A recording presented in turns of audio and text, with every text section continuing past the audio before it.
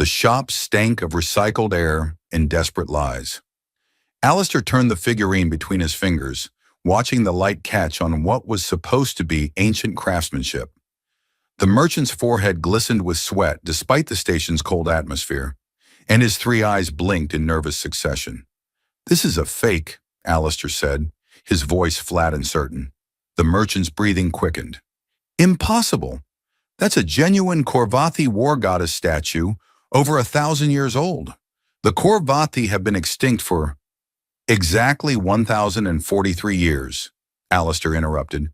He held the figurine up to the dim overhead light, which makes it interesting that this piece shows clear signs of machine polishing. See these microgrooves? Rotary tool, probably within the last 5 years. He turned it over. And this pigment in the base? It's synthetic, developed 70 years ago on Kratos Prime. The merchant opened his mouth, closed it, then tried again. You can't know that just by looking. I was a senior restorer at the Central Galactic Museum for 12 years, Alistair said. He set the figurine down with deliberate care. I've held actual Korvathi artifacts. I've studied their metallurgy, their dye processes, their tool marks. This, he tapped the figurine, this is an insult to their memory. The merchant's face cycled through several shades of purple. Get out! Get out of my shop! Alistair was already walking toward the door, his long coat sweeping behind him. The narrow corridors of Station Krell 9 stretched before him, lined with similar shops peddling similar lies to tourists and collectors who didn't know better. He'd been on this station for 3 months now, making just enough credits to keep moving, staying away from anywhere he might be recognized. The past had a way of catching up if you stayed still too long. He made his way through the crowded market sector, past vendors selling spiced meat from a dozen different worlds, past a group of Threxian musicians playing something that might have been music if you had the right number of ears. The station hummed with life, with commerce, with the endless churn of beings trying to survive in the void between stars. That's when the alarm started. Not the emergency klaxons, but something worse. The market fell silent. Conversations died mid-sentence. Children stopped crying. Every being in the corridor turned toward the docking bay entrance, and Alistair felt his stomach drop as he saw what they were looking at. Through the transparisteel viewing wall, a ship was approaching. It wasn't like any vessel Alistair had seen in his years of drift. It looked less like a ship and more like a wound in space itself. The hull was black, not the black of paint or carbon composite, but the black of something that devoured light.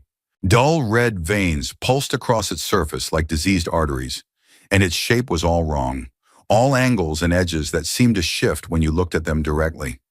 Veldari, someone whispered behind him, and the words spread through the crowd like poison. Alistair had heard stories. Everyone had. The Veldari were warriors, survivors of a war that had burned their worlds to ash 1,000 years ago. They were supposed to be nearly extinct, scattered across the galaxy in small clans, keeping to themselves. Their ships hadn't been seen in this sector in decades.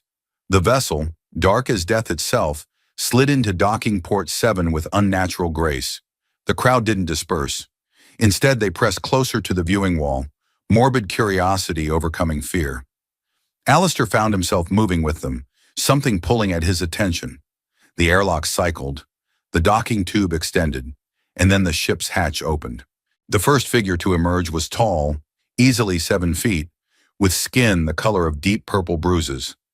Her hair was silver, not gray with age, but genuinely metallic, and it fell past her shoulders in a straight cascade that caught the station's lights like mercury. She wore armor that looked grown rather than forged, black plates that followed the contours of her body and seemed to pulse with the same dull red as the ship's veins.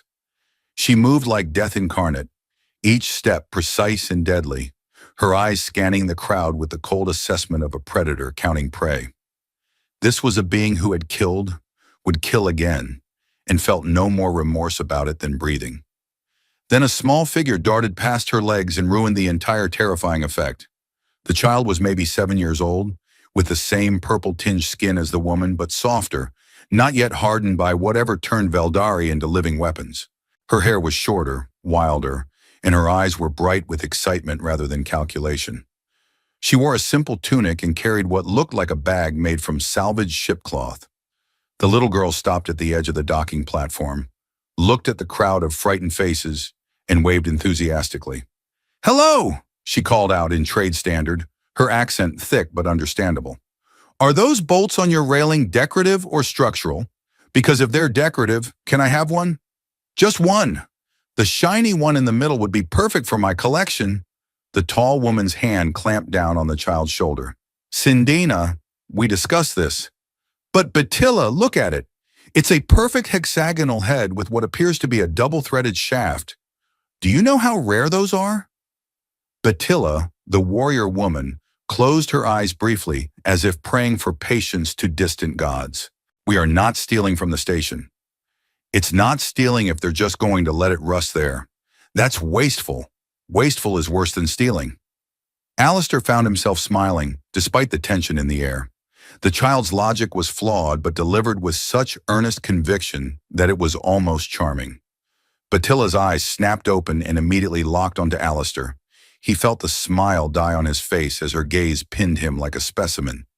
She could see him, really see him, in a way that made his skin crawl.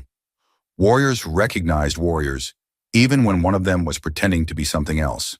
She bent down to whisper something to Cindina, then the two of them began moving through the crowd. The beings of Station Krell 9 parted before them like water before a ship's prow. Alistair considered running, but his feet wouldn't move. Some instinct, old and battle-worn, told him that running from a Veldari warrior was the fastest way to die. They stopped directly in front of him. Up close, Batilla was even more imposing. Her armor bore scars, deep gouges that had been repaired but not hidden, each one a story of survival. Her eyes were amber like heated glass, and they studied him with an intensity that stripped away every lie he'd ever told himself. "You are Alistair," she said. It wasn't a question. His throat was dry. "I don't use my last name anymore." "Good. Names are chains to the past." She glanced around at the crowd, which was trying very hard to pretend they weren't listening to every word. "We need to speak privately. There is a drinking establishment called the Broken Compass 3 sections from here. Meet us there in 1 hour." It still wasn't a request. Alistair found himself nodding before he could think better of it. Batilla turned to leave, but Cindina stayed put, looking up at him with enormous eyes full of curiosity. "Are you the Seeker?" "The what?" "The Seeker." Batilla said we needed to find the Seeker, someone who knows old things and can tell truth from lies. She showed me your picture from the museum database. You're smaller in person. "Cindina," Batilla called, her voice carrying a note of warning. The little girl leaned in conspiratorially. "She's nervous about asking for help. We Veldari are supposed to be proud and self-sufficient. But I think that's stupid when you clearly need assistance with something. Don't you agree?" Alistair couldn't help it. He laughed, a short bark of surprise that seemed to startle everyone, including himself. "Yeah, kid, I agree." Cindina beamed at him, then scurried after Batilla, her bag of collected hardware clinking as she ran. The hour passed like a held breath. Alistair went back to his rented room, a cramped cube in the station's cheapest sector, and stared at the wall while his mind raced. The Veldari were myth and legend, stories told to frighten children and remind adults that the galaxy was still full of things that could kill you. What could they possibly want with him?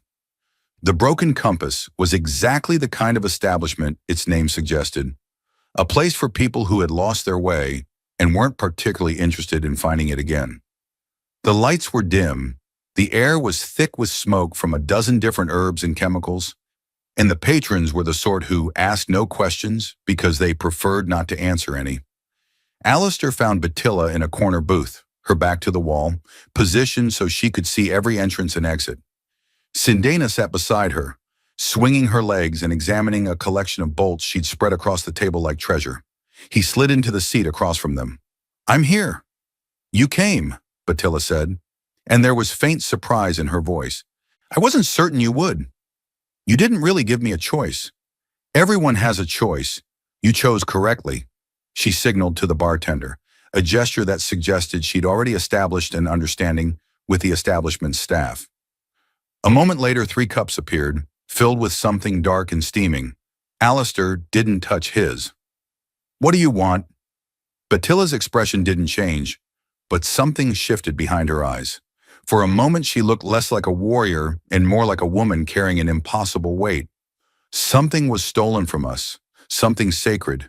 We need it back, and we need someone who understands the value of old things to help us find it. I'm not a thief. Neither am I, normally. She reached into her armor and pulled out a data chip. 3 months ago, a ship docked at the Veldari station on Keth 7. The crew claimed to be scholars, interested in our history. We are so few now, scattered across so many worlds, that we welcome anyone who wants to remember we once existed. So we let them see our memorial hall. Her hand tightened around the cup until Ancestor heard the ceramic creak. They drugged the Guardian, killed 2 of our people when they resisted, and stole the blade of Verox. It was forged by our greatest hero 1,000 years ago, and it has been kept by my family line since his death. It is the last remaining symbol of what we were before the Nexors came and burned our worlds. Ancestor had heard of the Nexors. Everyone had. Mechanical parasites that swept through this sector of the galaxy a millennium ago, consuming everything in their path. The war against them had cost billions of lives and left entire civilizations extinct. The Veldari had fought them to a standstill, but the price had been everything they had. I'm sorry for your loss, Ancestor said carefully. But I'm a restorer, not a hunter. I identify artifacts. I don't chase them across the galaxy. The thieves sold it, Batilla continued as if he hadn't spoken. We tracked them to Shadow's Hold, a pirate station in the Cronus Belt. The blade is there, in the collection of an antiquities dealer named Vex. We need someone to verify it's real before we pay the ransom. We need you. 50,000 credits, Ancestor said. Batilla didn't blink. Agreed. He'd expected negotiation. The immediate acceptance made him suspicious. Why me specifically? There are other experts, people with better reputations and fewer reasons to avoid attention. Because you disappeared, Cindina piped up, looking up from her collection. She had arranged the bolts by size, then by threading, then apparently by how shiny they were. Batilla says people who disappear usually have good reasons, and people with good reasons don't ask questions they don't want answered themselves. The child's insight was uncomfortable. Ancestor found himself meeting Batilla's gaze again, and this time he saw something he recognized. Desperation hidden behind pride. 3 days, he said. I'll need 3 days to make preparations. We leave in 1 hour. Pack what you need. That's not enough. The dealer has other buyers. If we wait 3 days, the blade will be gone, scattered into some private collection where we'll never find it again. 1 hour, Seeker, or we go without you and risk being cheated. Ancestor wanted to say no. Every survival instinct he'd honed over years of running told him to walk away, to let these strangers deal with their own problems. But he looked at Cindina, this small child who collected bolts and spoke with brutal honesty, and he thought about sacred things being stolen and sold to the highest bidder. He thought about what he'd been before he became a restorer, before he became a runner. He thought about all the reasons he'd learned to say no. 1 hour, he agreed, and tried not to feel like he'd just made a terrible mistake. The child's face lit up. Excellent. That gives me time to examine your coat fasteners. Are those brass or bronze? The patina suggests brass, but the weight distribution when you moved earlier indicated something denser. Bronze? A bronze alloy? Oh, this is fascinating. Before Ancestor could respond, Cindina had darted around the table and was tugging at his coat sleeve, her small fingers tracing the buttons with the focused intensity of a master craftsman examining a rival's work. Cindina, Batilla said, her voice carrying a warning edge. I'm not taking them off. I'm just looking. Looking is allowed. You said looking is allowed as long as I don't use tools. Ancestor found himself smiling again despite everything. It's brass, he told her, salvaged from a shipwreck near Talos 4. The density comes from the iron core. The little girl's eyes went wide. Composite construction? For buttons? That's so inefficient, but so beautiful. Can I touch? Sure. She traced the button with one small finger, her expression one of pure joy. Batilla watched this interaction with something unreadable in her amber eyes. You're good with her, the warrior said quietly. Ancestor shrugged. I like honest people. Kids haven't learned to lie yet. Sindina is too honest. It's a weakness in our culture. Among Veldari, the ability to deceive is considered a necessary survival skill. Maybe that's why you're nearly extinct. The words came out harsher than he'd intended. Batilla's expression went cold, and Alistair prepared himself for violence. But instead, after a long moment, the Veldari woman laughed. It was a short, bitter sound, but genuine. Perhaps you're right, Seeker. Perhaps you're right. The hour passed. Alistair returned to his cube, threw his few possessions into a bag, and tried not to think too hard about what he was doing. He had enough credits saved to buy passage off this station, to disappear again, to keep running. Instead, he was walking back to Docking Bay 7, toward a black ship that swallowed light, toward a warrior woman and her strange child. The ship's name was etched on its hull in characters that hurt to look at, the Eternal Forge. Up close, the vessel was even more unsettling. Its surface seemed to pulse like skin, and occasionally Alistair could swear he heard it breathing. "Welcome aboard," Batilla said from the airlock. She'd removed her armor, revealing a simple black bodysuit that showed the lean muscle beneath. Scars crossed her arms in pale lines, so many that they overlapped like a map of pain. "Fair warning, Veldari ships are kept at optimal temperature for our physiology. It will be uncomfortable for you." Uncomfortable was an understatement. The moment Alistair stepped through the airlock, heat slammed into him like a physical force. It had to be at least 45 degrees Celsius, the air dry and rasping in his lungs. Sweat immediately began to beat on his forehead. "How do you live like this?" he gasped. "How do you live in your freezing temperatures?" Batilla replied. "Our world's orbited red giants. This is comfortable to us." Sindina appeared from a side corridor, completely unbothered by the heat. "Come on, I want to show you my collection.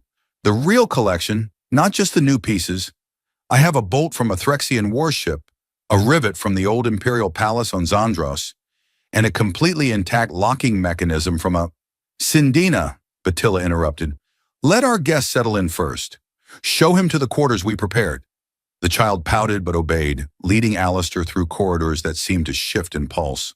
The walls had that same organic quality as the exterior, and occasionally he could see those dull red veins throbbing beneath the surface. "Is your ship alive?" he asked. Sort of," Sindina said cheerfully. "Veldari ships are grown, not built. We plant a seed in the forge, feed it metal and blood, and over decades it becomes a vessel. The Eternal Forge is 312 years old, which is young for a ship. She's still playful sometimes." "Playful? Like when she hides my favorite screwdriver in the ventilation system. That's playing, not malfunctioning." Alistair decided not to pursue that line of thought. The quarters Sindina led him to were small but functional, with a sleeping platform and a basic refresher unit. A climate control panel on the wall showed it was already set to human comfortable temperature, though it would take time to cool the room down. "Dinner is in 2 hours, Sindina informed him. "Batilla says you can eat our food without dying, though you might not like the taste. We can synthesize something from your standard nutrient database if you prefer." "Your food is fine." "Great, we're having Koresh. It's made from fungus grown in darkness and aged in blood. It's delicious." She bounded out before Alistair could change his mind about the synthesized option. He sat on the sleeping platform and tried to process what he'd gotten himself into. The ship hummed around him, that organic pulse that suggested it was aware of his presence. Through the small portal in the wall, he could see Station Krell 9 falling away as the Eternal Forge pulled free from dock. No turning back now. He must have dozed off because he woke to Sindina shaking his shoulder. Alistair, you have to see this. Come on." Still groggy, he let her pull him from the quarters and drag him through the corridors. They emerged in what he assumed was her personal room, and he stopped dead at the threshold. The space was small, but every surface was covered in hardware. Bolts, screws, rivets, gears, springs, washers, and dozens of other mechanical pieces were arranged in careful patterns. Some were sorted by size, others by material, still others by some classification system only a child would understand. There were hundreds of them, maybe thousands, each one labeled with a small tag noting where it came from. "This is from the generation ship Tomorrow's Hope," Sindina said, pointing to a particularly large bolt. And this is from the Credos mining station before it was decommissioned. And this is my favorite. She picked up a small hexagonal bolt that gleamed as if newly forged. It was perfect, not a single scratch on its surface. And when the light hit it, there was something almost hypnotic about the way it reflected. "Where did you get that one?" Alistair asked, drawn forward despite himself. "Temple of Verox, the old memorial station. It was in the wall near the altar where they kept the great blade. When the thieves broke in, they damaged the structure. This fell out, and I kept it. No one else wanted it, and it seemed wasteful to leave it behind." Alistair reached out slowly. "Can I hold it?" "Sure." The moment his fingers touched the metal, something happened. The bolt grew warm, then hot, then burning against his palm. He tried to drop it, but his hand wouldn't respond. The hexagonal piece began to vibrate, a low thrumming that he felt in his bones, and the room filled with a sound like distant singing. "Alistair?" Sindina's voice was distant, concerned. The bolt pulsed once, twice, 3 times. Then the sensation vanished as quickly as it had come, leaving him holding an ordinary piece of hardware that was cooling rapidly against his skin. Batilla appeared in the doorway, her body tense and ready for violence. Her eyes went immediately to the bolt in Alistair's hand, and her expression shifted to something between awe and terror. "Where did you get that?" Her voice was barely a whisper. "The temple," Sindina started. "I know where. I mean, how did you—" Batilla cut herself off, then turned her gaze to Alistair. "Give it to me." He handed it over carefully. The moment it left his palm, the metal went dull and lifeless again, just a bolt with no special qualities. Batilla examined it closely, turning it over in her hands, then looked at Sindina. "Go to the observation deck. Now." "But now, little one, please." The child recognized the tone. She grabbed her bag of hardware and scurried out without another word, leaving Alistair alone with the warrior woman. Batilla set the bolt down on one of Sindina's carefully organized displays. "That bolt is from the same forge that made the blade. Same metal, same process, made at the same time 1,000 years ago. It should be corroded, pitted, worthless. But it's perfect. And when you touched it, it responded.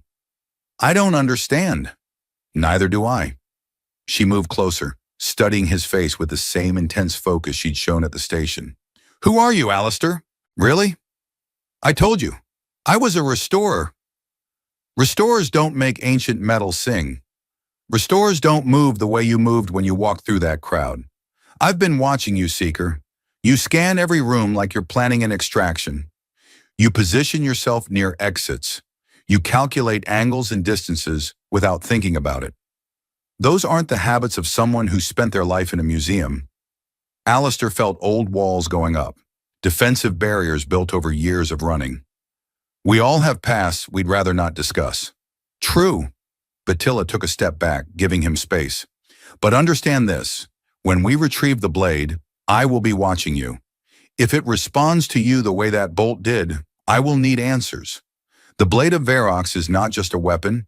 It is a key, a symbol, a promise that the Veldari will rise again. If a human can wield it—" She stopped, shook her head. "We will see what we will see." She left without another word, leaving Alistair alone in a child's treasure room, surrounded by stolen bits of hardware and questions he didn't want to answer. The dinner was as strange as promised. The Koresh was purple, pungent, and had a texture like tough leather. Alistair ate it without complaint, aware of Batilla's gaze on him throughout the meal. Sindina chattered about various mechanical systems she'd learned about, apparently having decided that since Alistair hadn't died from touching the bolt, he was now her favorite person. Afterward, Alistair excused himself and wandered the ship's corridors. The Eternal Forge was larger than it looked from outside, with multiple decks and sections he couldn't identify. He found himself on what he assumed was the command deck, a circular room dominated by a central pillar that pulsed with that same red light. Batilla was there, standing before a view screen that showed the stars streaming past. She didn't turn when he entered. "Can't sleep in the heat?" she asked. "Can't sleep in general. Old habit. Soldiers' habit. Warriors' habit." She finally looked at him. "I was right about you." "Maybe." They stood in silence for a long moment. Then the view screen flickered and changed, showing a different view.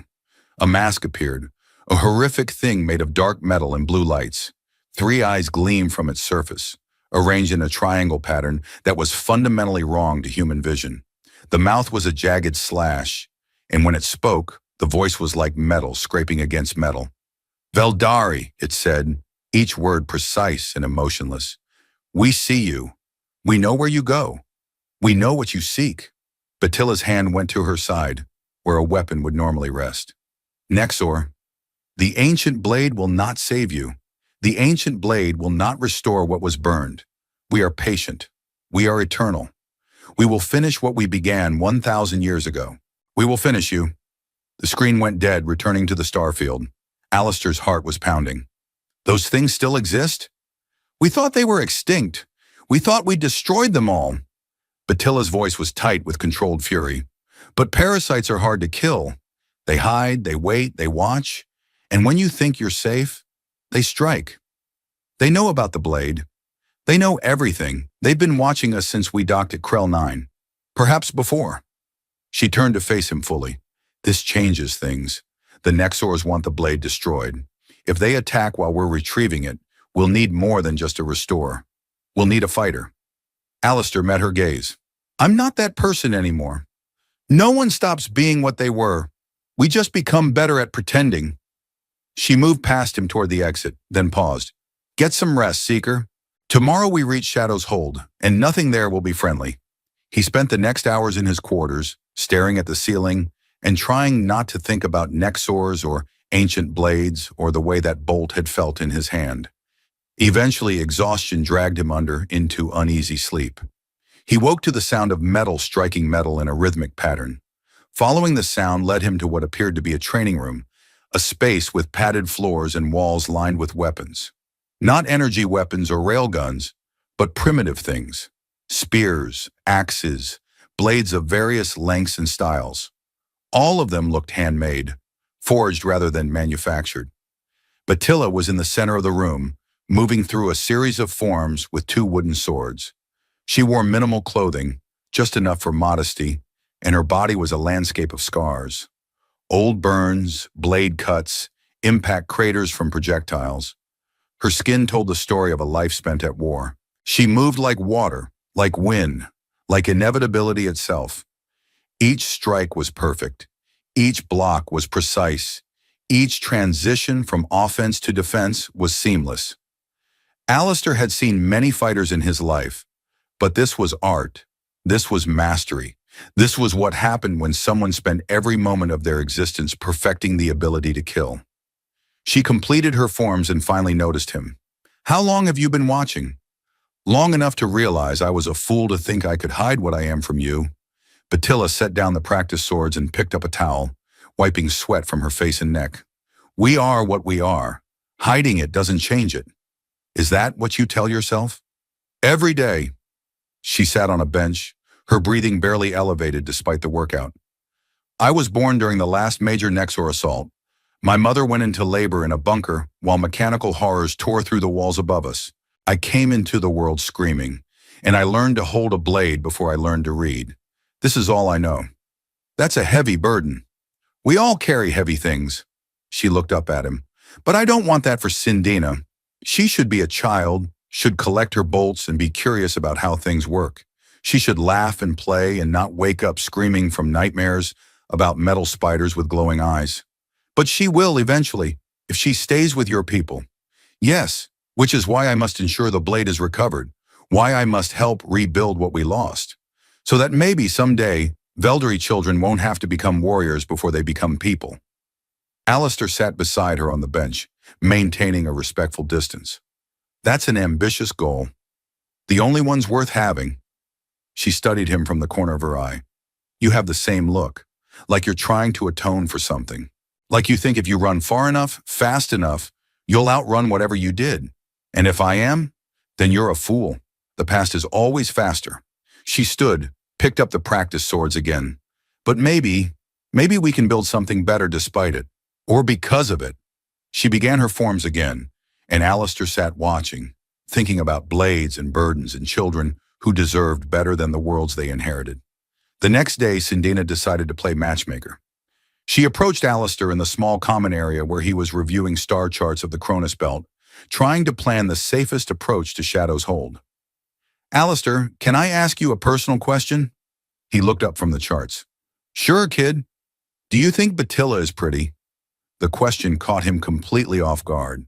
What? Pretty, attractive, appealing to your specific biological preferences for mate selection. That's not... Why are you asking me this? Sindina climbed into the seat across from him, her expression the serious face of a child playing at being an adult. Because Batilla said you move like death made beautiful. And I thought if she thinks you're beautiful, and you think she's beautiful, then maybe you could bond, and then we could all stay together.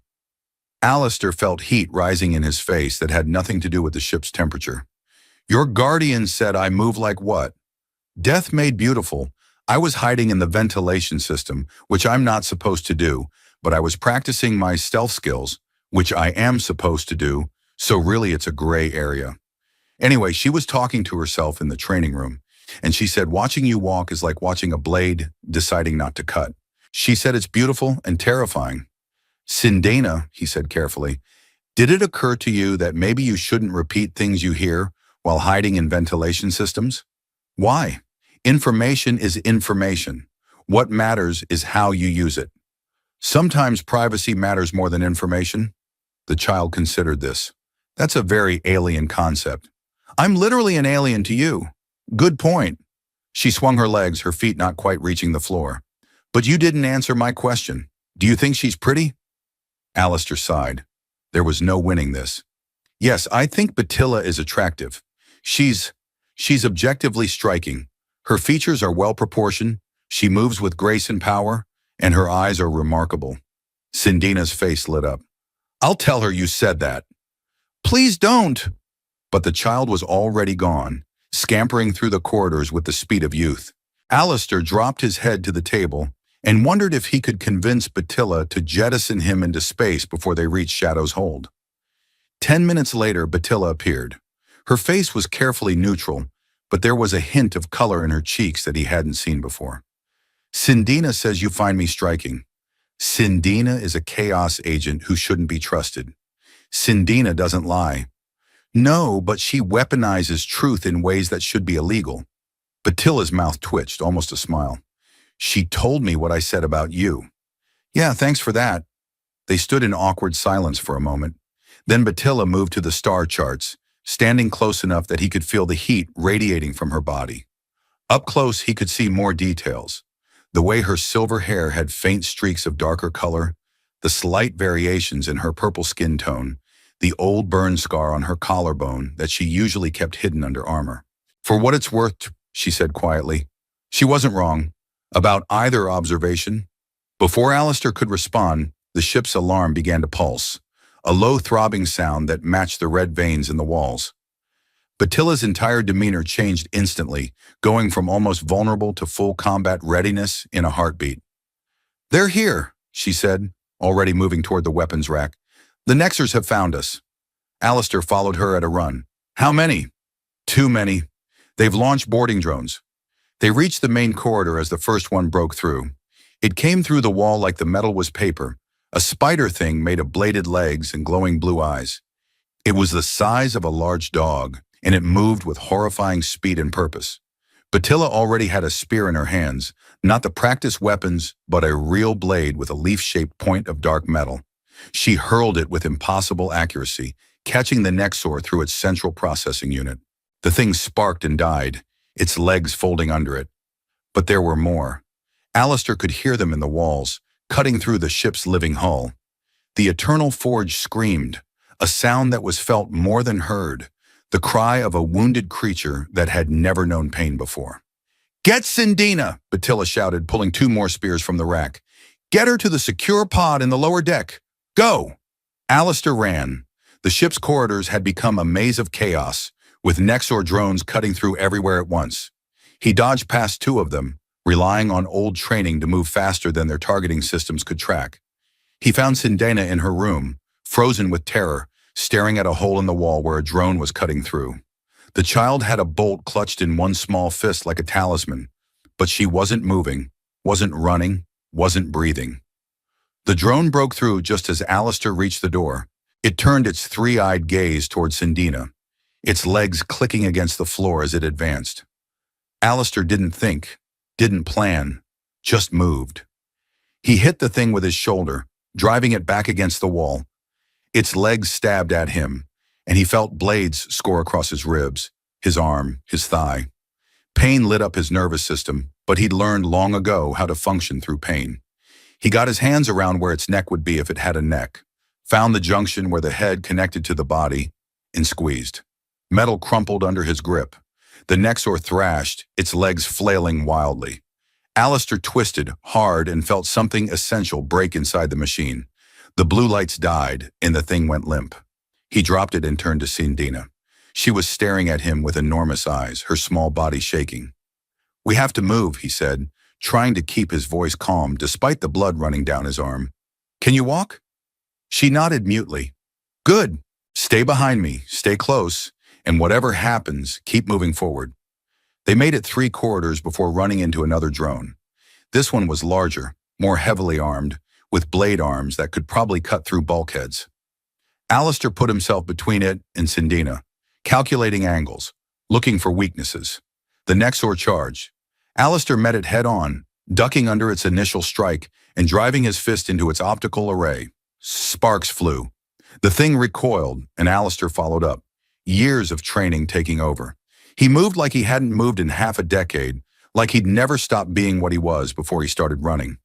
He broke the drone's leg joints, one by one, systematic and efficient. When it tried to stab him, he redirected the blade into its own processor housing. When it tried to grapple, he used its momentum to slam it into the wall hard enough to crack the living metal of the ship. The Nexor died, and Alistair stood over its corpse, breathing hard, his hands shaking with adrenaline and something darker. He'd forgotten how easy it was to kill, how natural it felt, how much of himself he'd been holding back. "Alistair?" Sindina's voice was small and scared. He turned to her, and for a moment he saw himself through her eyes. A man covered in blood, both his own and the machine's dark oil, standing over a destroyed enemy with the cold efficiency of a predator. He saw her fear, and something in his chest cracked. "I'm sorry," he said. "I'm sorry you had to see that." But Sindina surprised him. She ran forward and wrapped her small arms around his waist, holding on tight. "Thank you for protecting me." More explosions rocked the ship. Alistair picked up Sindina and ran toward the lower deck, where Batilla had said there was a secure pod. Behind them, he could hear more Nexors breaking through, their metallic footsteps like a countdown to death. They found Batilla in the main corridor, surrounded by destroyed drones. She fought like a whirlwind, her spear a blur of motion, every strike fatal, every movement perfect. Blood ran from a cut on her shoulder, and her armor was dented in a dozen places. But she was smiling, actually smiling, a fierce expression of joy in combat that was terrifying to witness. She saw them and her expression shifted to relief. "The pod? Going there now. Good, She stopped, looking past them, and her face went white. "Down! Get down now!" Alistair threw himself flat, covering Sindina with his body. Something massive moved overhead, a Nexor the size of a shuttle, its body bristling with weapons and cutting arms. It landed between them and Batilla, cutting them off. The warrior woman didn't hesitate. She charged the thing, screaming a war cry in her native language, her spear aimed at what she must have thought was a weak point. The Nexor swatted her aside like an insect, and she crashed into the wall hard enough to leave a dent. "Batilla!" Sindina screamed. The massive drone turned toward Alistair and the child. Its weapons began to glow, preparing to fire. Alistair calculated the odds of getting clear in time and came up with nothing good. Then Batilla was there again, bloodied but unbroken, driving her spear into the thing's back. It roared, a sound like tearing metal, and spun to deal with her. She rolled under its strike, came up with a knife in her hand, and started climbing the drone like it was a ladder, stabbing into every joint and seam she could reach. "Go!" she shouted at Alistair. "Get Sindina out of here. We're not leaving you. That's not a request. That's an order. Go!" The massive Nexor finally managed to grab Batilla and throw her across the corridor. She hit hard, and this time, she didn't get up immediately. Alistair saw her struggling to rise, saw the drone turning toward her for a killing strike. Time slowed. Alistair had a choice. He could run, save Sindina, leave Batilla to die. It was the smart play, the survivor's play, the play that his old training said was correct. He set Sindina down gently. Stay here. Don't move. Then he charged the Nexor. It was suicide, attacking something that size with no weapon, no armor, nothing but his hands, and his knowledge of how these things were built. But Alistair had been designed to fight impossible odds, had been trained to find weakness where others saw only strength. The drone tried to skewer him with its blade arms. He slid under them, came up inside its guard, and started tearing into its undercarriage with his bare hands. Metal cut his fingers to the bone, but he kept going, ripping out cables and hydraulic lines, looking for the central processor that all Nexors had in roughly the same location. The thing bucked and thrashed, trying to dislodge him. He held on, one hand wrapped around a structural beam, while the other dug deeper into its mechanical guts. His fingers closed on something that pulsed with heat and electric current. He pulled. The processor came free in a shower of sparks. The massive Nexor froze, then collapsed, its systems shutting down one by one. Alistair fell with it, landing hard on the deck, still holding the processing core in his bleeding hand. Silence. The ship had stopped screaming. No more Nexors were cutting through the walls. Whatever that massive drone had been, it had apparently been coordinating the attack. Without it, the rest of the drones had shut down or retreated. Batilla limped over to him. She looked at the destroyed Nexor, looked at Alistair lying in a pool of oil and blood, looked at the processor still clutched in his hand. "What are you?" she whispered. Alistair let his head fall back against the deck. "I'm someone who was very good at killing things. I thought I'd stop being that person. I guess I was wrong." She knelt beside him, checking his wounds with practiced hands. "These cuts are deep. You'll need medical attention." "I'll live, always do." Sindina appeared, climbing over the destroyed Nexor to reach them. She looked at Alistair with something like awe. "You saved us. You saved Batilla." "Yeah, well, couldn't let you become an orphan. That would be terrible for your bolt collection." The child laughed, a slightly hysterical sound, and threw her arms around his neck. Over her head, Alistair met Batilla's gaze and saw questions there that he would have to answer eventually. But not now. Now he had to make sure they survived long enough to reach Shadow's Hold. The Eternal Forge limped into Shadow's Hold 3 days later, its hull scarred and burned, its living metal still healing from the Nexor attack. The pirate station hung in the asteroid belt like a tumor, all mismatched sections and stolen technology welded together into something that functioned but had no beauty. Alistair stood at the viewing port, watching the station grow larger. His wounds had been treated and were healing faster than they should. Another gift from his past that he couldn't fully escape. Batilla had asked no questions during the recovery period, but he'd felt her watching him, calculating, trying to understand. "I've been here before," he said as she joined him at the port. "I assumed as much. You knew exactly where it was, what approach vector to use, which docking bays to avoid. I spent 6 months here. After I left Ghost Zero, I needed somewhere to hide, somewhere the consortium couldn't reach. Shadow's Hold was that place." "Ghost Zero," Batilla tested the name. "A mercenary unit?" "More than that. We were the consortium's cleanup crew, the people they sent when they needed something done quietly and permanently. We were ghosts, leaving no traces, no witnesses, no evidence. And you left. I quit in the middle of an operation. We were sent to eliminate a ship full of refugees, people who'd witnessed consortium officials doing things they shouldn't have done. My commander gave the order to fire, and I wouldn't. So I turned our weapons on our own base instead and ran." Batilla was quiet for a long moment. "How many did you save?" 342, mostly children and elderly, people who couldn't fight back even if they wanted to." "And how many did you kill before that?" Alistair turned to face her. "Do you really want that number?" "No." She met his gaze steadily. "Because I have my own number, and I don't like to think about it. We do what we must to survive, and sometimes survival requires things we later regret." "Is that forgiveness?" That's understanding. Forgiveness, you'll have to earn. The ship shuddered as it locked into the docking bay.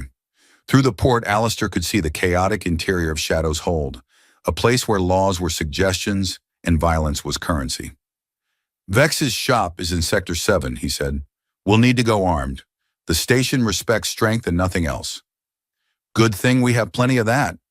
Batilla gestured to the weapons rack where she'd prepared their gear. Simple blades, nothing fancy, nothing that would draw too much attention.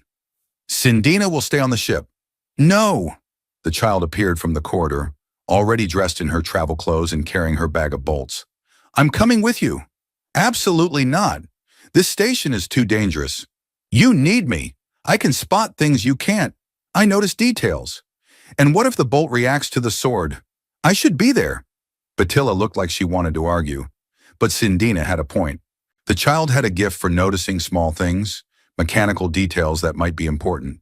She stays between us at all times, Alistair said, and at the first sign of trouble, we get her back to the ship. Agreed? Batilla didn't look happy, but she nodded. Agreed. Shadow's hold smelled like oil, sweat, and desperation. The corridors were crowded with beings from 100 different species, most of them armed, all of them looking for an angle. Alistair moved through the crowds with practiced ease, his hand resting casually near his blade, his eyes cataloging exits and threats. Batilla moved like a predator, her presence alone enough to make people step aside.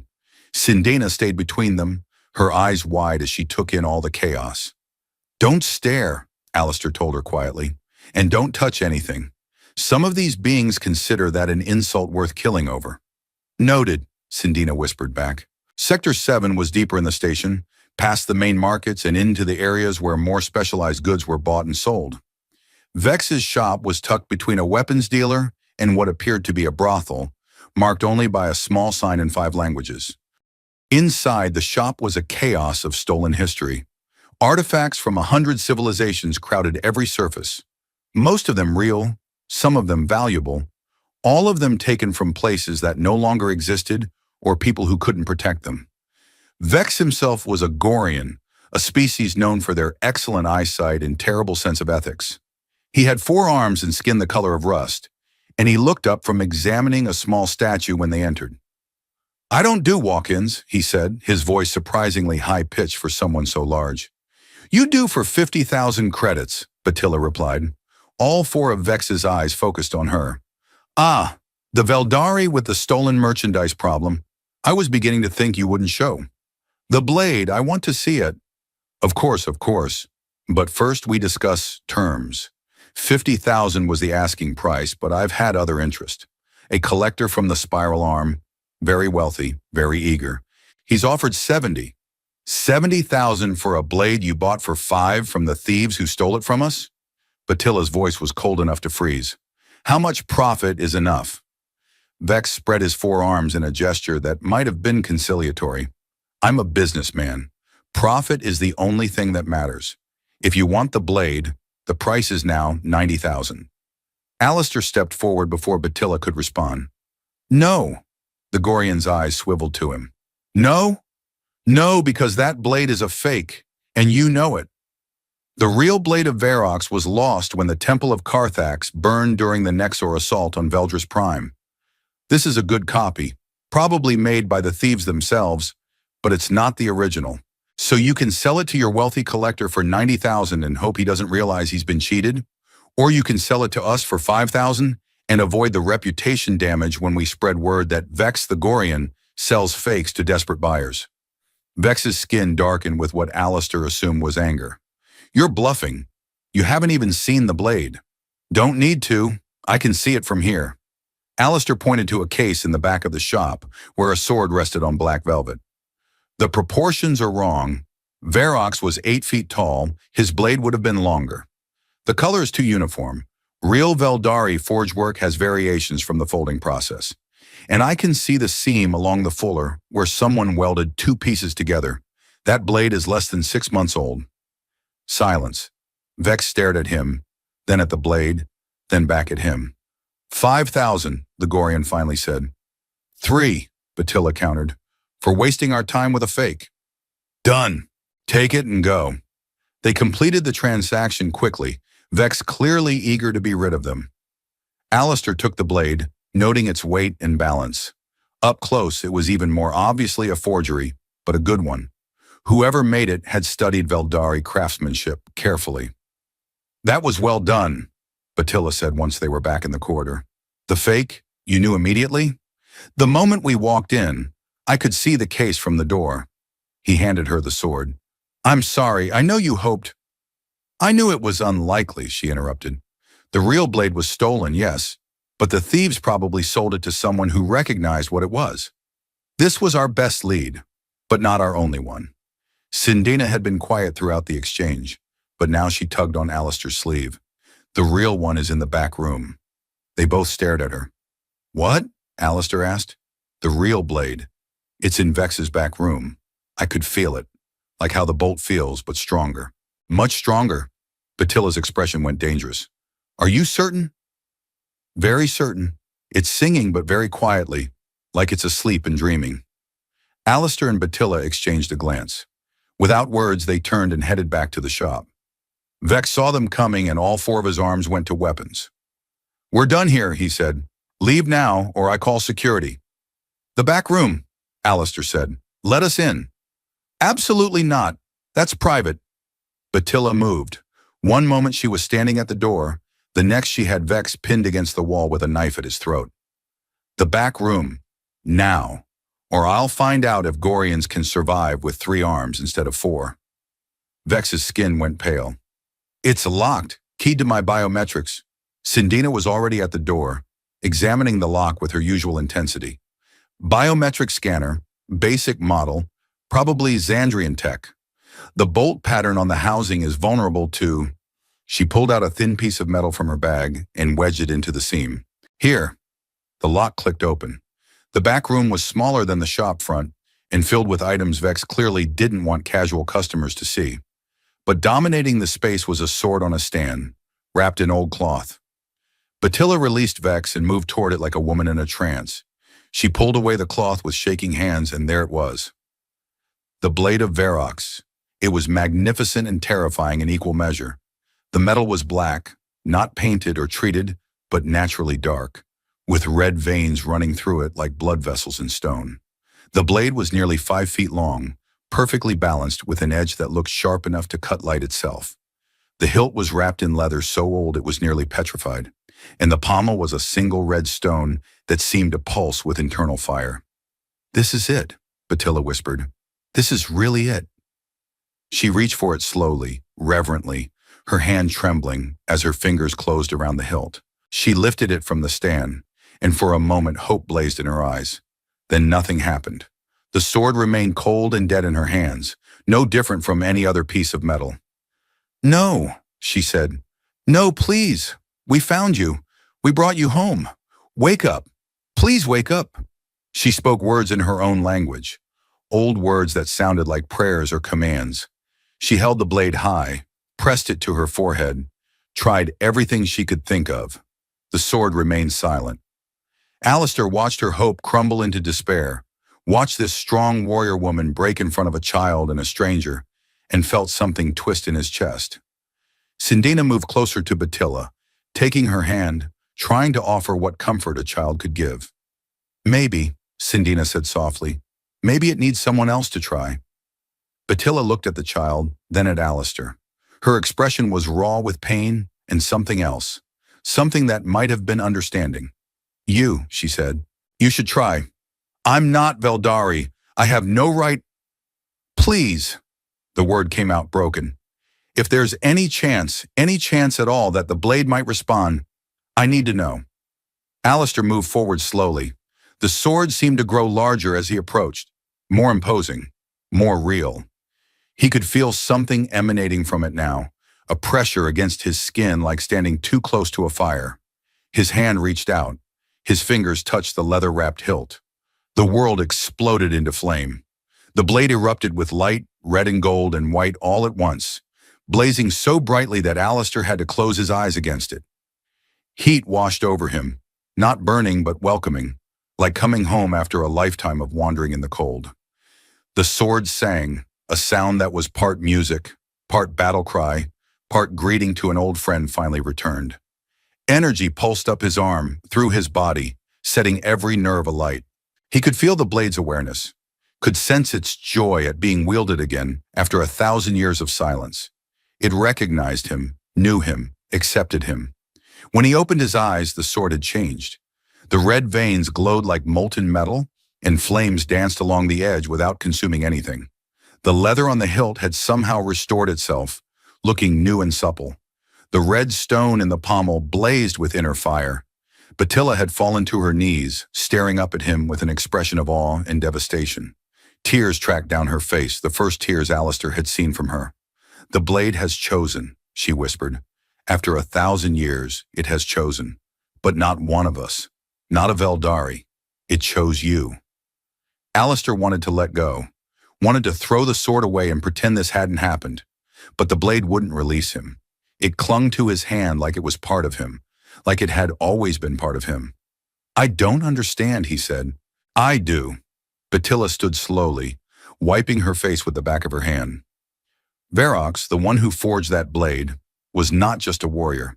He was a rebel. The old texts say he refused an order from the High Council, refused to execute prisoners who had surrendered. They called him traitor, coward, oathbreaker. But he said there were some things that honor demanded you refuse, some orders that made you less than a person if you followed them. She moved closer, looking not at Ancestor, but at the sword blazing in his hand. The blade was forged in that moment of refusal, in that decision to say no to authority and yes to conscience. It doesn't choose the strongest or the most skilled. It chooses those who have the strength to refuse, those who know that sometimes the greatest act of courage is to disobey. Ancestor thought about the refugee ship, about the moment he'd turned his weapons on his own base rather than follow orders to fire on children, about the price he'd paid for that decision and the price he'd been willing to pay. "The blade recognizes itself," Batilla continued. "It sees in you what Verox was, a warrior who chose mercy over duty, a killer who chose conscience over orders." Behind them, Vex had recovered enough to start shouting, "Get out! Get out of my shop! You can't just—" Batilla spun, her own blade appearing in her hand as if by magic. "The real sword was never yours to sell. You tried to cheat us with a fake while keeping the genuine article hidden. Consider the 3,000 credits we paid you compensation for not killing you where you stand." They left quickly, Ancestor still holding the blazing sword, unable to make it release him. On the station's crowded corridors, people scattered before them, the sight of the ancient blade enough to make even the hardest criminals back away. Sindina walked beside Ancestor, occasionally reaching up to almost touch the flames along the edge before pulling back. "Does it hurt?" "No. It feels right, like I've been missing it my whole life and didn't know. That's how my favorite bolt feels, like it was meant to be in my collection all along." Despite everything, Ancestor smiled. "Yeah, kid, something like that." They made it back to the Eternal Forge without incident. Once aboard, the ship sealed its hatches and began pulling away from the station. Only when they were clear did the sword finally release Ancestor, the flames dying down to a dull glow along the veins. He set it carefully on a table and stepped back, flexing his hand. It felt strange not to be holding it, like he'd put down a part of himself. Batilla stood across the room, watching him with an expression he couldn't read.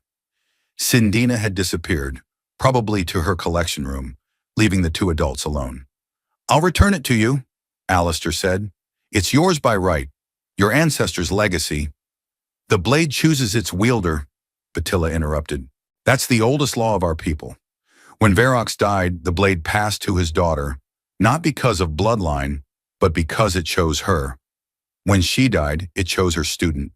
The blade has its own will, its own purpose, and it has chosen you." "I'm not Veldari. I don't belong to your people. Don't share your history." "No, you don't." She moved closer, and he could see the conflict in her amber eyes.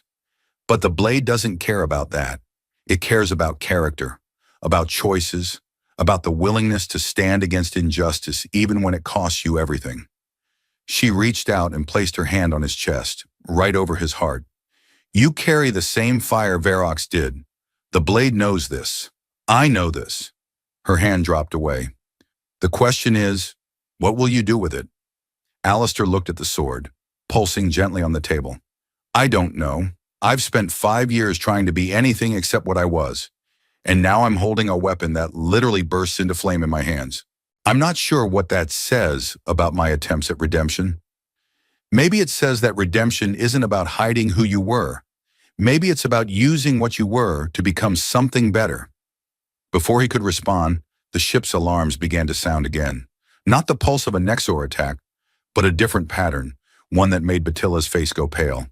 That's the proximity alert. Something big is approaching. They ran to the command deck.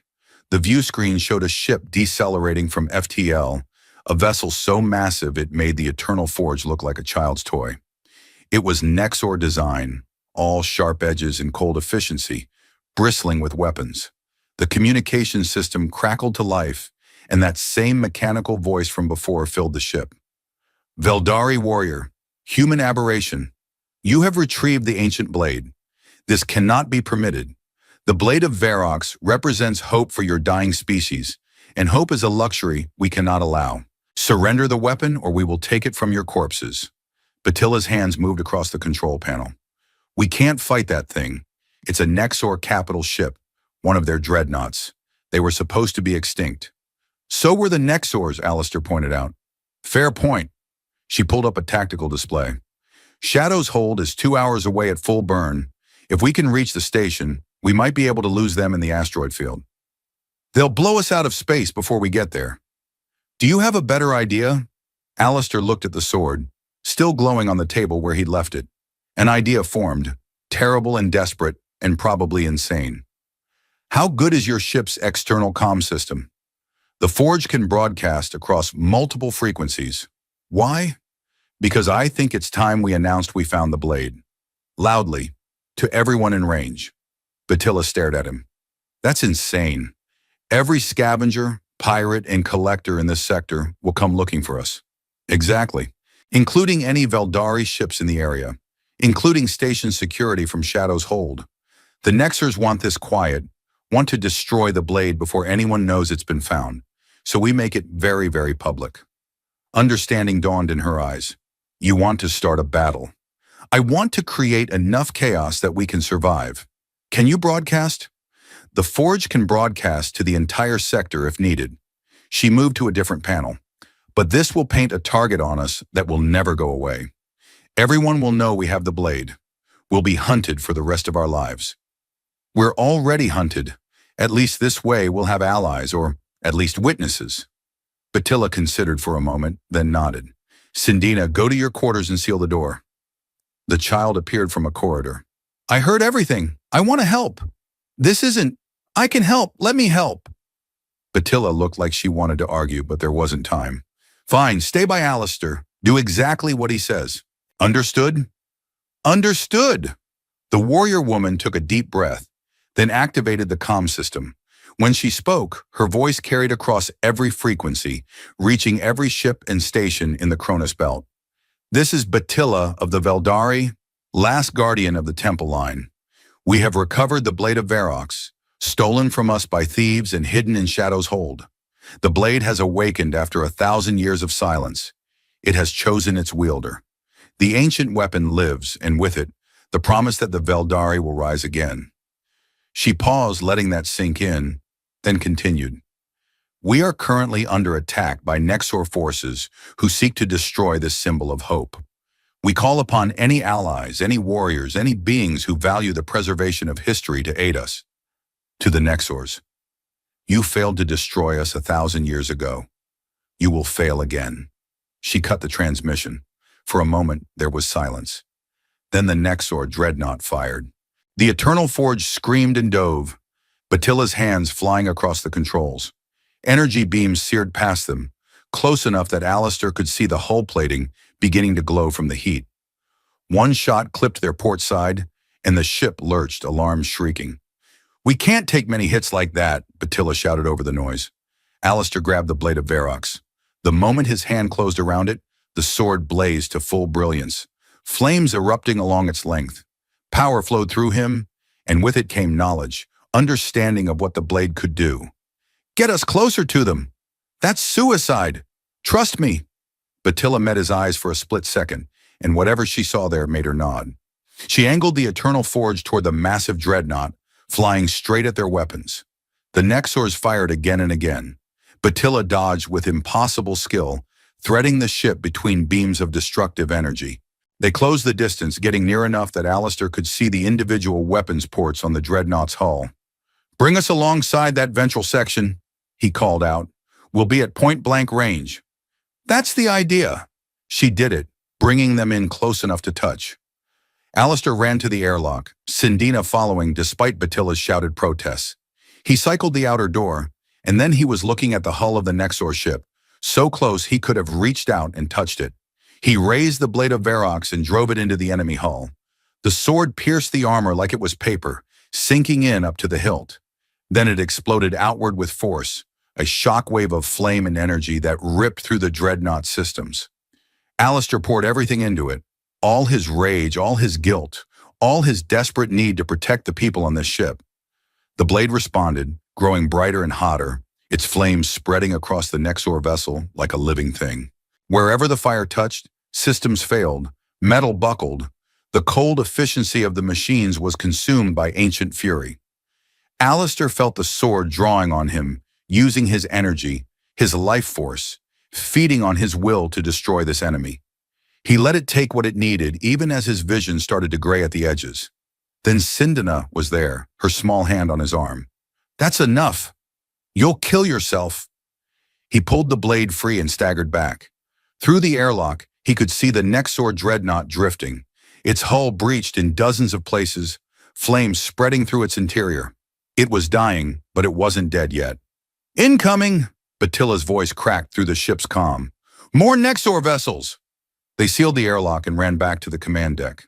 The tactical display showed 3 more ships approaching, smaller than the dreadnought but still deadly. But it also showed something else. Ships were arriving in response to Batilla's broadcast. A Threxian merchant vessel, armed despite its civilian designation.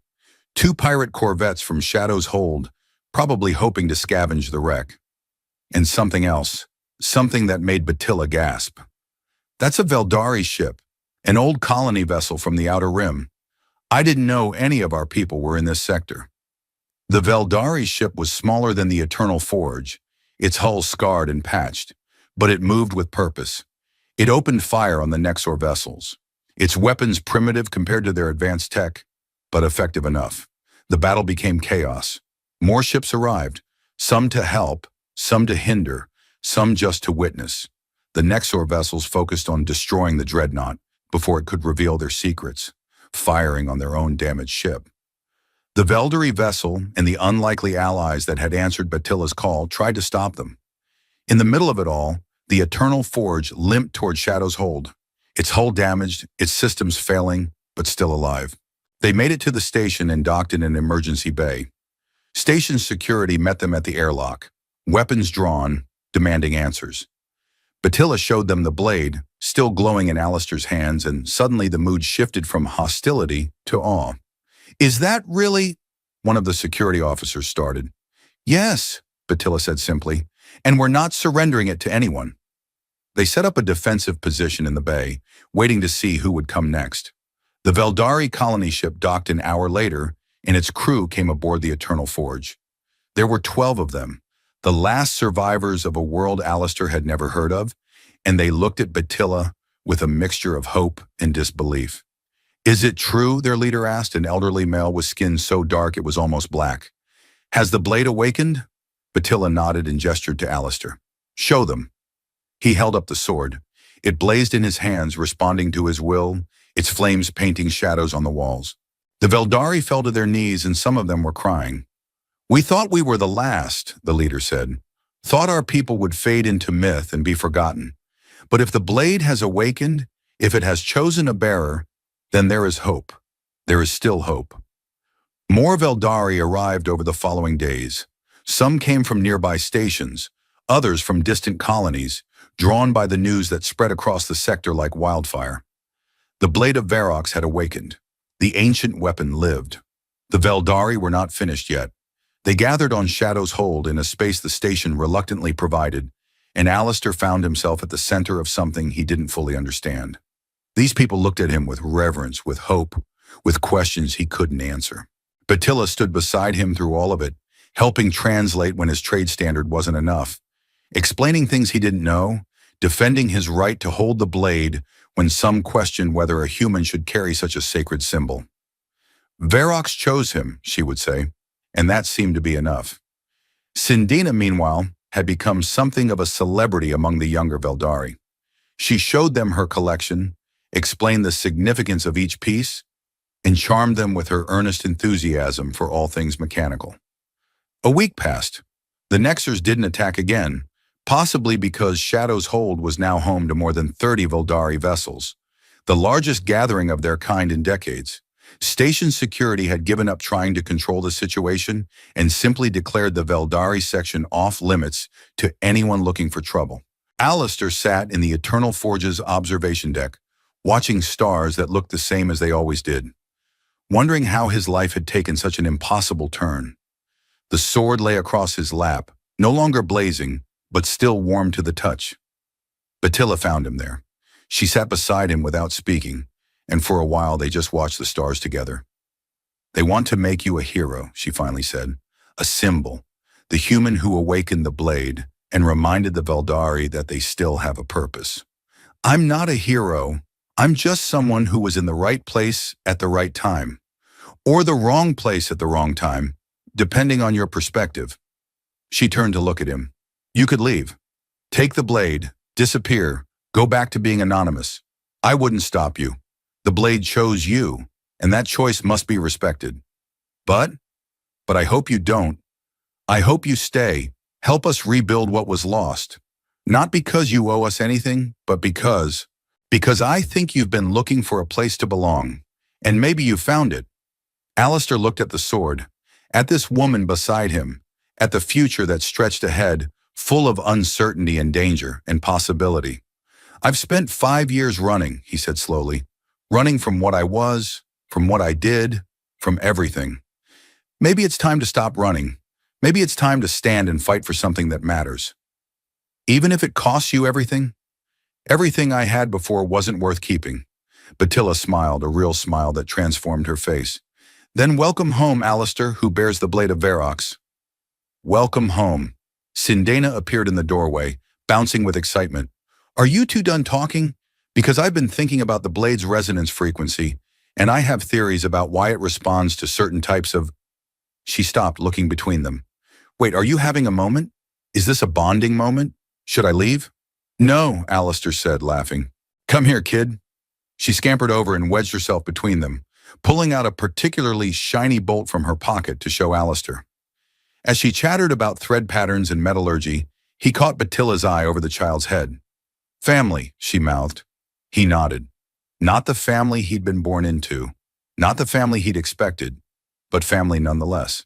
A warrior woman who carried the weight of a dying species, a child who saw beauty in discarded hardware, and a man who'd thought he was beyond redemption but found it in the most unlikely place.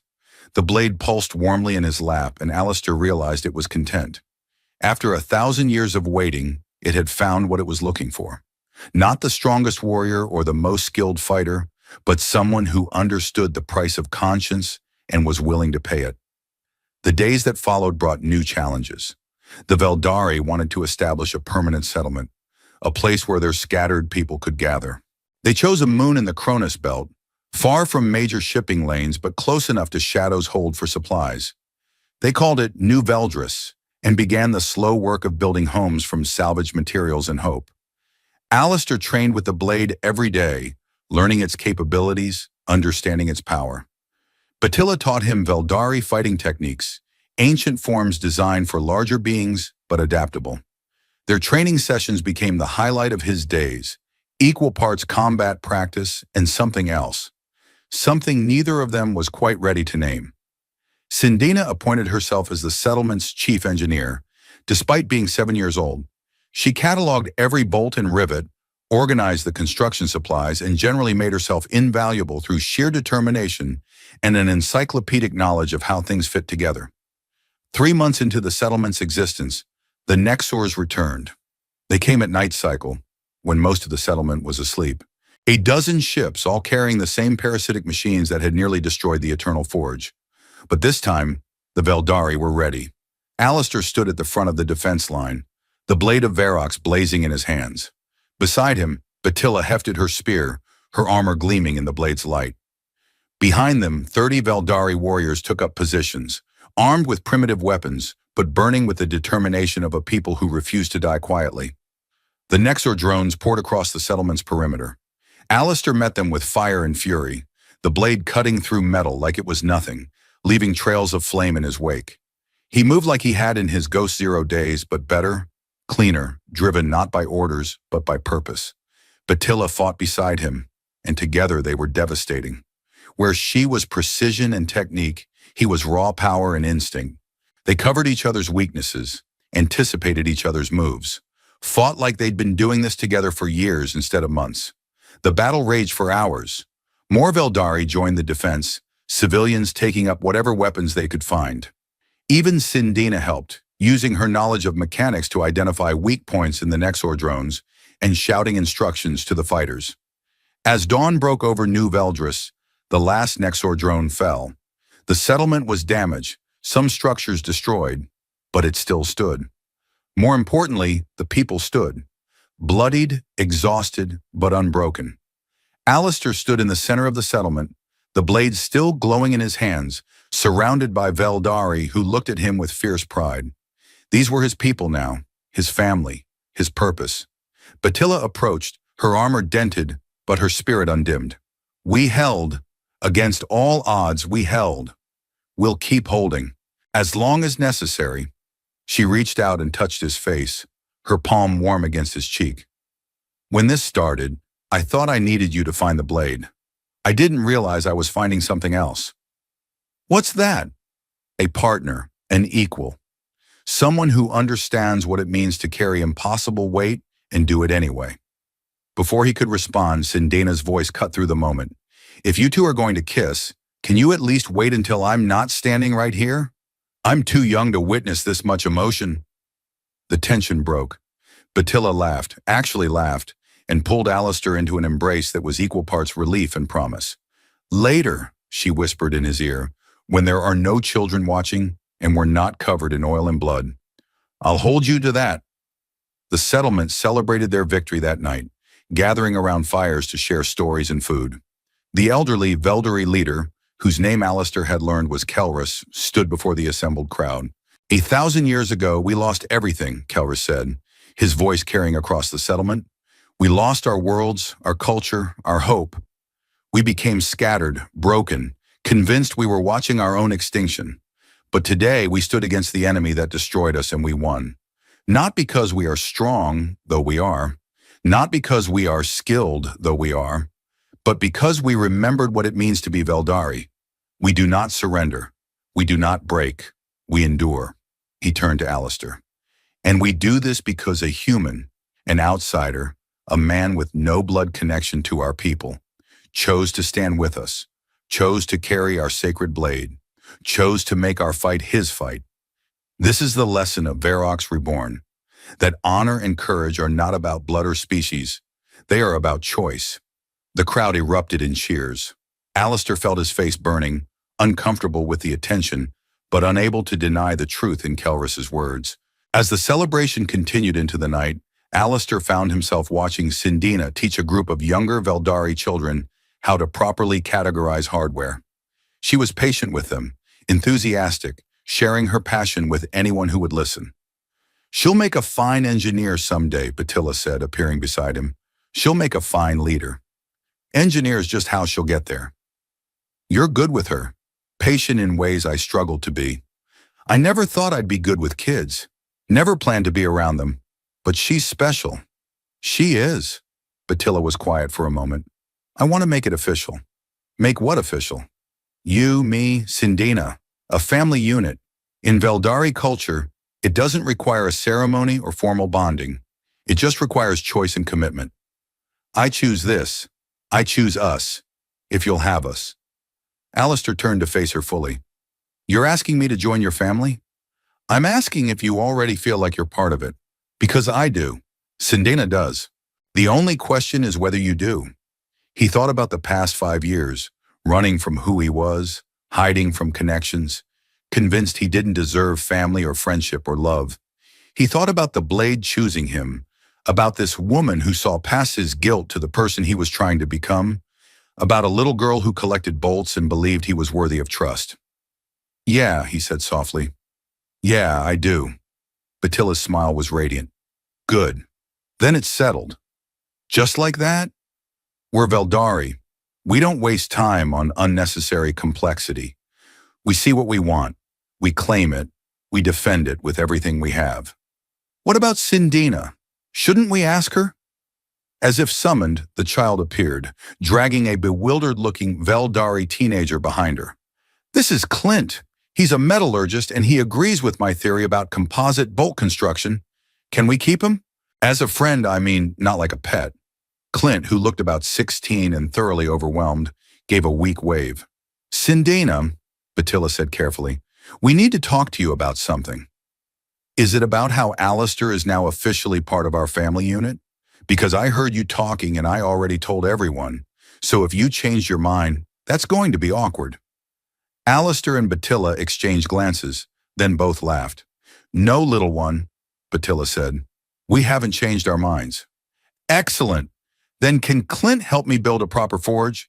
We need one if we're going to make enough bolts to replace all the ones the Nexors destroyed." "The settlement needs a forge anyway," Ancestor pointed out. "Might as well put her in charge of it. She's 7 years old. She's also smarter than most adults I've met and has an obsessive attention to detail. Put someone older in an advisory role if you want, but let her run it." Sindina's eyes went huge. "Really? My own forge? Do you mean it?" "I mean it," Batilla said, then muttered to Ancestor, "You realize what you've just done, right? She's going to build an empire based on hardware." "Good. The galaxy could use more people who care about the small things that hold everything else together." The months that followed were not easy. The Nexors attacked twice more. Smaller raids meant to test their defenses. Each time the settlement held, growing stronger and more organized with each assault. Other species began to take notice, and some began to settle nearby, drawn by the story of a people who refused to die. New Veldris grew from a handful of structures to an actual settlement, then to a small town. The forge Sindina designed became the heart of it, producing not just bolts but blades, tools, and eventually art. She was still only 7, but she had a team of adult assistants who treated her ideas with the respect they deserved. Ancestor trained new warriors in the use of primitive weapons, teaching them that sometimes the old ways were better than advanced tech. The blade of Verox remained with him, a constant presence that he learned to keep dimmed when not in combat. It had become part of him, and he part of it. Batilla led the settlement with wisdom and strength, making decisions that balanced survival with growth, defense with welcome.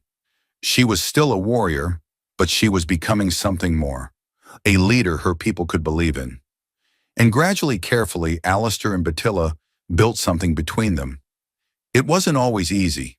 They were both scarred by their pasts, both carried grief and guilt, but they understood each other in ways that mattered. And when the nightmares came, they were there to remind each other that they weren't alone. A year after the blade awakened, Kelrus called a gathering. The entire settlement assembled in the central square, along with representatives from the scattered Veldari colonies that had begun to reconnect. "We have survived," Kelrus announced. "We have built. We have remembered who we are. But we face a choice now. Do we remain scattered, isolated, slowly fading? Or do we truly rebuild? Do we reclaim what was lost and forge something new?" Murmurs ran through the crowd. Some voices called for caution, others for boldness. "I am old," Kelrus continued. "Too old to lead this resurgence.